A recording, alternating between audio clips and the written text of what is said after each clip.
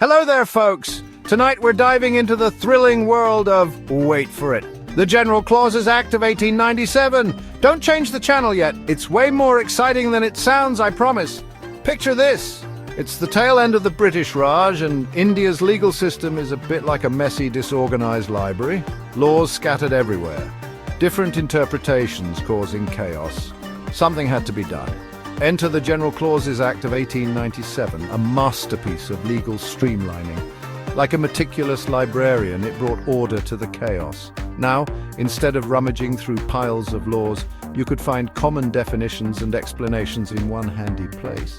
Think of it as the Swiss Army knife of Indian law, useful for pretty much everything. You might not realize it, but this act plays a silent, crucial role in our legal system even today.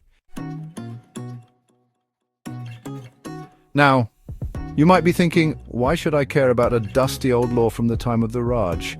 Well, my friends, the General Clauses Act is like that reliable old car you never want to sell. It might not be flashy, but it gets the job done. Before this act, understanding different laws was like trying to follow along with a Bollywood movie with no subtitles. Confusing, right? This act swoops in to save the day. It acts as a handy translator, simplifying complex legal jargon and making sure everyone's on the same page. No more head-scratching over legal mumbo-jumbo. Thanks to the Act, our legal system runs smoother, faster, and with less confusion. Imagine trying to argue a case when no one agrees on what the words even mean. One of the coolest things about the General Clauses Act is its dedication to definitions. It's like a legal dictionary, clearing up confusion before it even starts. Words like person, document, government, and even cattle are all clearly defined. Now you might think, John, I know what cattle means, but in the eyes of the law, it's not just about cows mooing in a field. The Act tells us cattle includes cows, bulls, buffaloes, basically any animal used for farming or transportation. This might seem simple, but having clear definitions prevents misinterpretations and ensures everyone's singing from the same hymn sheet. This meticulous attention to detail is what makes the Act so important. It's the legal equivalent of your mum reminding you to take an umbrella. It might rain. Better to be prepared than sorry. Don't let the Act's focus on definitions fool you. It's got some teeth too. It lays down the law on how the government can exercise its powers and what happens if someone breaks the rules. Think of it as the rule book for how laws are made, enforced, and even punished.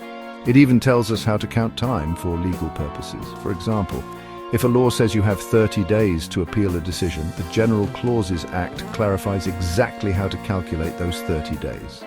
And let's not forget about punishments. The Act sets out guidelines for fines, imprisonment, and other penalties, ensuring they are consistent and proportionate to the offence. No more ridiculously harsh sentences for minor infractions. Section 5. Time flies, but the Act applies. Remember how this Act was born back in 1897? You might think, John, that's ancient history. Surely it's outdated by now. Well, you'd be surprised. The General Clauses Act is like that classic song everyone still loves, timeless. It's been amended and updated over the years to keep pace with modern India. So whether we're talking about emails instead of telegrams or online transactions instead of paper contracts, the Act's principles still hold strong. It adapts to new situations, ensuring clarity and consistency in our legal system, no matter what changes come our way. Section 6, Gender No Bar, Inclusivity in Law. Now let's talk about inclusivity. The General Clauses Act was way ahead of its time in promoting gender-neutral language. It clearly states that words referring to one gender should be understood as including all genders. So when the Act mentions he or him, it also means she and her. This might seem like a small thing, but it's a big step towards making our legal system more inclusive and representative of everyone. This forward-thinking approach ensures that the law applies equally to everyone regardless of gender. It's a reminder that justice should be blind to anything but the facts of the case. Section 7, Official Communication Decoded.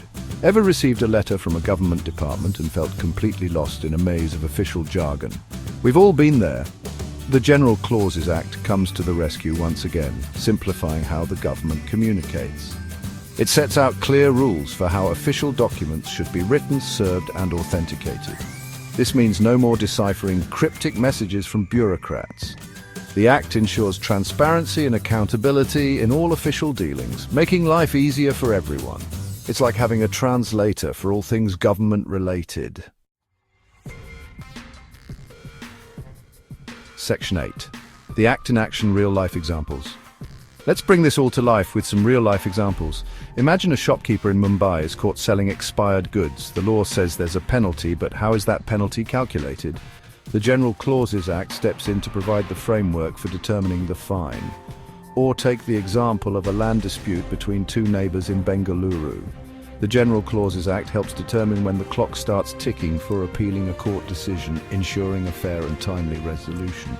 These are just a few examples of how the General Clauses Act quietly works behind the scenes to ensure our legal system functions smoothly and fairly. Section 9. The General Clauses Act still relevant today. So there you have it, folks. The General Clauses Act might not be as glamorous as a Bollywood blockbuster, but it plays a vital role in our legal system. It's the unsung hero, providing clarity, consistency, and fairness to our laws. Even after all these years, it remains as relevant and important as ever, adapting to the changing times while staying true to its core principles. So next time you hear about the General Clauses Act, remember it's not just some dusty old law. It's the backbone of our legal system, working tirelessly to ensure justice for all.